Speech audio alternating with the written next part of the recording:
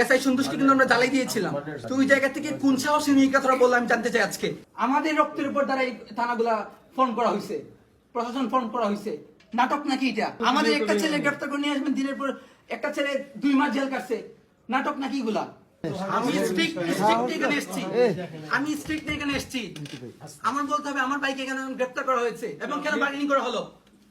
আমার এতগুলো ছেলে এখানে কি বাইসে আসছে নাকি? আমরা জুলাই অভ্যুত্থানের গভর্নমেন্ট এখানে ফর্ম করছে, আমরাই গভর্নমেন্টকে ফর্ম করেছি।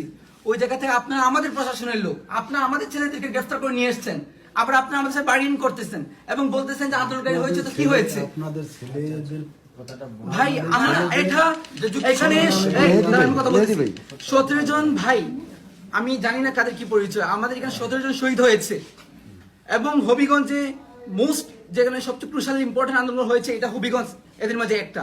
বুঝবেন সবই, কিন্তু আমার কথা হচ্ছে বোঝার মধ্যে আপনারা নিজেরা এসে আমাদের সাথে কয়েকদিন থাকেন, ভাই কারা দেয় তাহলে বলতে পারবেন। আচ্ছা, অযথা একজনের না বুঝতে দোষারোপ করা ঠিক না। সম্মুখে দেয় কারো না কারো। আমি তো শায়েস্তাগঞ্জে আমার চোখ দিয়ে দেখতে পারি না, আমি তো আপনাদের চোখ দিয়েই দেখি। আপনার চোখ শহীদুল ভাই আসলে পর আপনি প্রথম